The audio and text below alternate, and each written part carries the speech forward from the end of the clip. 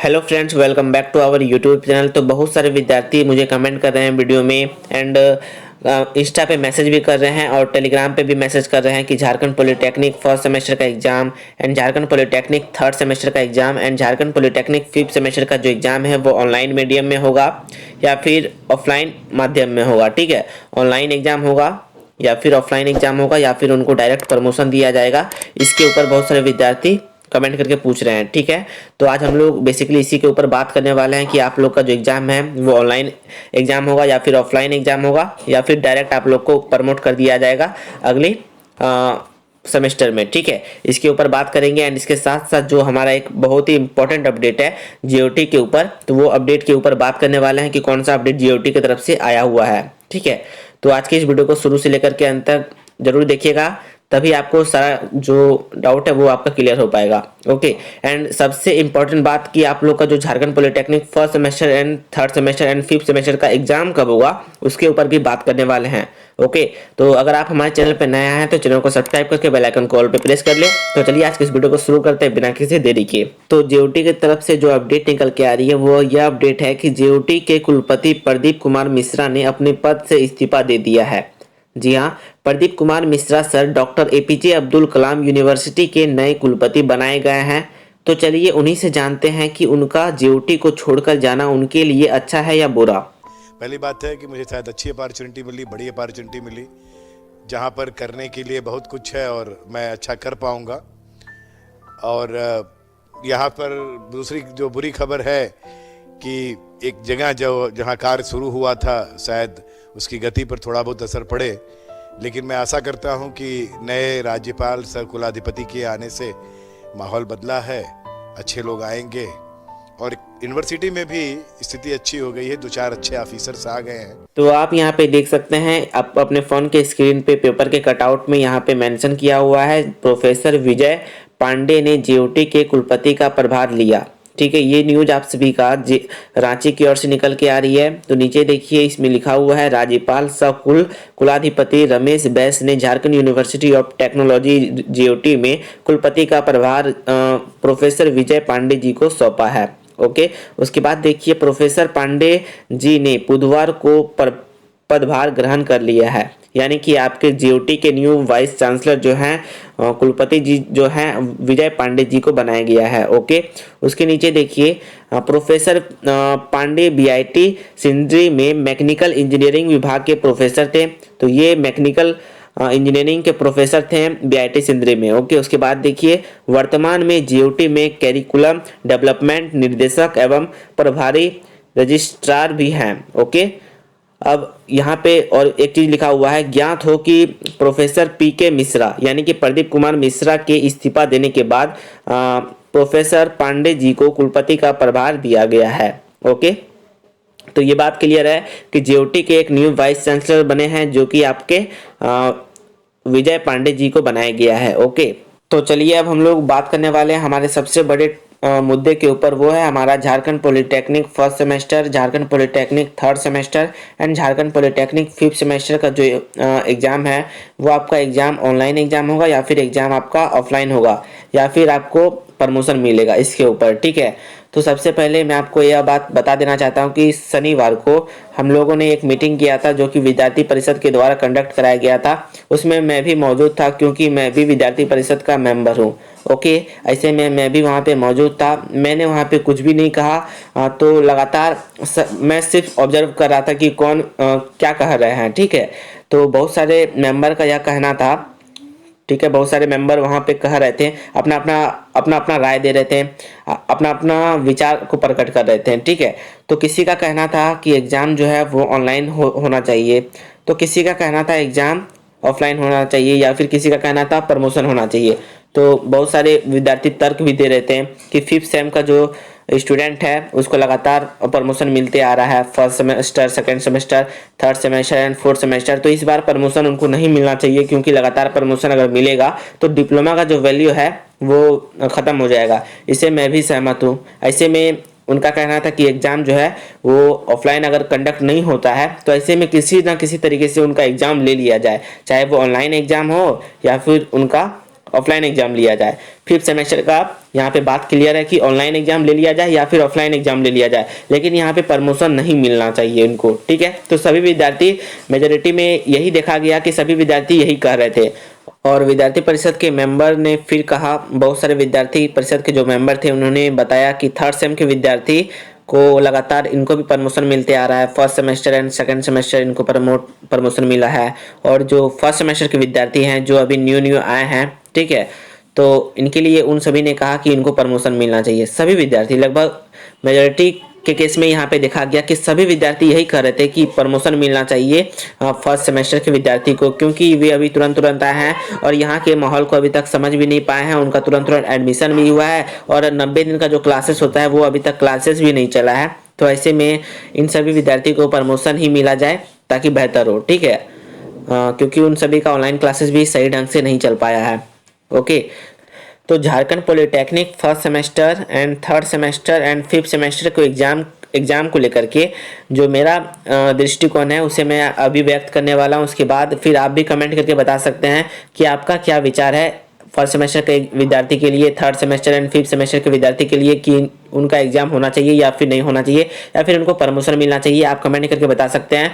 या फिर दूसरा उपाय है कि मैं एक कम्युनिटी पोस्ट कर दूंगा, एक पोल कर दूंगा, ठीक है, आप उसके माध्यम से भी आप अपना वोट दे करके बता सकते हैं कि क्या सही है क्या गलत है। ओके, आप उसके थ्रू आप अपना विचार को प्रकट कर सकते हैं। तो अभी मेरे पॉइंट ऑफ व्यू के थ्रू आप देखिए कि मैं क्या कहना चाहता हूँ। तो जेओटी के वाइस चांसलर थे, ठीक है, जो कि कुछ दिन पहले ही अभी इस्तीफा दे दिए हैं, जो कि जिनका नाम था प्रोफेसर प्रदीप कुमार मिश्रा जी। उनका आप सेम 9 महीना पहले सेम इसी तरीके का सिचुएशन था, ठीक है, 9 महीना पहले भी सेम इसी तरीके का सिचुएशन था। कोरोना का माहौल बढ़ा हुआ था, कोरोना का जो खतरा था वो बहुत ज़्यादा था, मतलब कोरोना के केसेस जो थे वो बहुत ज़्यादा थे और ऐसे में एग्ज़ाम लेना था जेओटी को।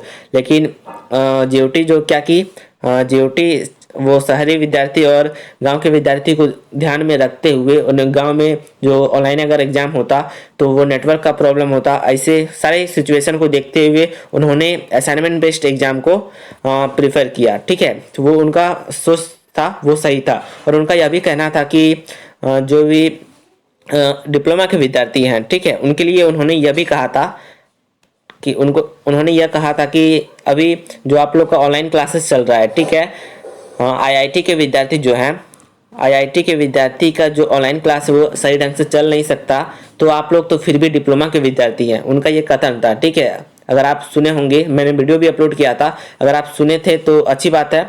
उन्होंने यह कहा था कि आईआईटी के विद्यार्थी का जब सही ढंग से ऑनलाइन क्लास नहीं हो पाता है तो आप तो फिर भी डिप्लोमा के विद्यार्थी हैं, ठीक है। उनका भी बात सही है।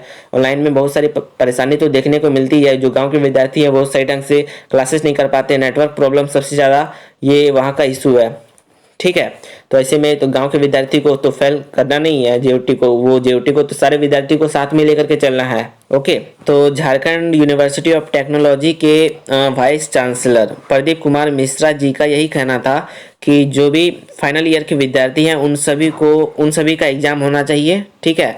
और बाकी बात अगर जो भी है 3rd सेम के विद्यार्थी और 4th सेम के विद्यार्थी, ठीक है, सॉरी 3rd सेम के विद्यार्थी और 1st सेम के विद्यार्थी, इन सभी को अगर प्रमोशन मिलेगा तो कोई दिक्कत नहीं है। लेकिन फाइनल सेमेस्टर जो है, फाइनल ईयर के विद्यार्थी का एग्ज़ाम होना चाहिए, चाहे वो ऑनलाइन एग्ज़ाम हो या फिर ऑफलाइन एग्ज़ाम हो, ठीक है। ये उनका बात कहना था और ये मैं भी इनसे एग्री करता हूँ, ठीक है।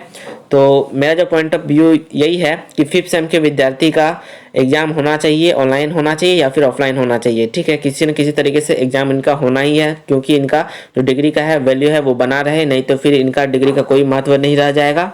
और दूसरा बात यह है कि 3rd सेम और 5th सेम की अगर बात करें, 3rd सेम और 1st सेम की बात करें, तो अगर इनको प्रमोशन मिल सके तो प्रमोशन दे दिया जाए या फिर इन सभी को असाइनमेंट बेस्ड एग्जाम दे दिया जाए, जो कि जेओटी के कुलपति जी का कहना था पहले, और अभी भी ऐसा अगर हो सके तो अच्छी बात है, ठीक है। असाइनमेंट बेस्ड एग्जाम हो जाए, जिसमें कि यही स्कीम था कि 24 घंटा के अंदर आप सभी को असाइनमेंट जमा करना है।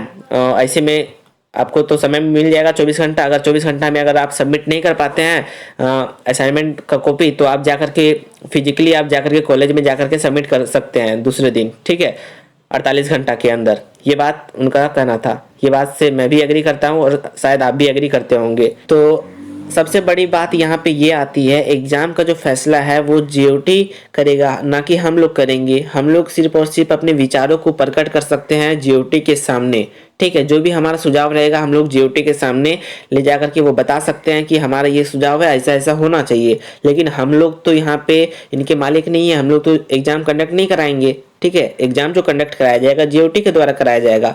तो जो भी आपका सुझाव रहेगा वो आप कमेंट करके बताएं, एंड जो भी मैं पोल दे रहा हूँ उस पोल को जाकर के आप वहाँ पे जाकर के वोटिंग कीजिएगा। जो भी आपका राय रहेगा हम लोग आपकी राय को, आपके सुझाव को पहुँचाएंगे जीओटी के समक्ष। ओके, और आपको यह भी पता होगा जीओटी के जो वाइस चांसलर है वो चेंज हो चुके हैं, और न्यू वाइस चांसलर जो है आपके विनोद पांडे जी हैं। ओके, न्यू वाइस चांसलर आपके विनोद पांडे जी हैं, और ये अभी बुधवार को ही अपना पद ग्रहण किए हैं। ओके, अपना ज्वाइनिंग किए हैं। तो ऐसे में उनको भी यहाँ पे कुछ दिन का समय मिलना चाहिए, कुछ दिन वहाँ पे यहाँ पे काम करके पता करेंगे कि यहाँ का जो सिचुएशन है वो कैसा है। उसके बाद वो भी इसके ऊपर फैसला लेंगे। ठीक है, तो जब जो फैसला लेना है वो फैसला वाइस चांसलर के द्वारा लिया जाएगा, जीओटी के द्वारा अब फैसला लिया जाना है। ओके, सिर्फ हम लोग सिर्फ अपने सुझाव को व्यक्त कर सकते हैं। अगर सपोज कीजिए अगर आपका एग्जाम होता भी है, ठीक है, सपोज कीजिए अगर एग्जाम आपका ऑफलाइन होता है, ठीक है, मैं यहाँ पे मानने की बात कर रहा हूँ क्योंकि ऑफलाइन एग्जाम कंडक्ट करना थोड़ा मुश्किल है। ठीक है, यहाँ पे कोरोना का जो सिचुएशन है वो हैंडल में अभी नहीं है, तो ऐसे में ऑफलाइन एग्जाम नहीं होगा। लेकिन मैं फिर भी सपोज करता हूँ कि अगर आपका एग्जाम ऑफलाइन होता है तो कब होगा एग्जाम।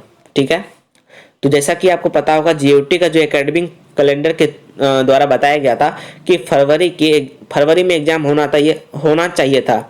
ठीक है, चाहे वो फर्स्ट वीक में होना चाहिए था या फिर वीक के एंड में या फिर सेकेंड वीक में एग्जाम हो जाना चाहिए था जीओटी के कैलेंडर के अकॉर्डिंग। लेकिन यहाँ पे इनका ये जो जीओटी का कैलेंडर है इसका रूल लागू नहीं हो पाया क्योंकि यहाँ पे कोरोना का सिचुएशन अभी चल रहा है। तो ऐसे में अगर ऑफलाइन एग्जाम होगा, ठीक है, ऑफलाइन अगर एग्जाम होता भी है तो 1 महीना पहले आप सभी को यह बता दिया जाएगा कि आपका एग्जाम कब है। ठीक है, 1 महीना पहले ही आपको बता दिया जाएगा एग्जाम आपका कब होने वाला है, ताकि आपको आपका जो फॉर्म फिलअप है, फॉर्म फिलअप भी तो करना होगा ना आपको। जब भी आप एग्जाम देने जाएंगे तो आपको फॉर्म फिलअप वगैरह का सारा चीज़ का समय मिलता है। ठीक है, तो अभी मैं आप सभी को बता देना चाहता हूँ अगर आपका एग्जाम होता भी है तो आपको घबराने की बिल्कुल भी जरूरत नहीं है, क्योंकि अभी भी आपके पास लगभग 1.5 महीने का समय है।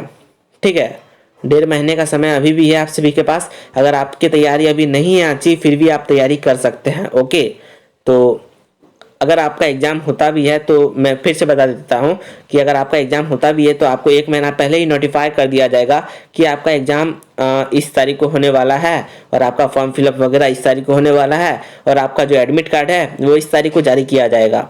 ओके, तो आपको 1 महीना का समय तो वैसे भी मिलेगा और अभी भी आपके पास समय है। ठीक है, तो इस समय के दौरान आप यहाँ पे तैयारी कर सकते हैं।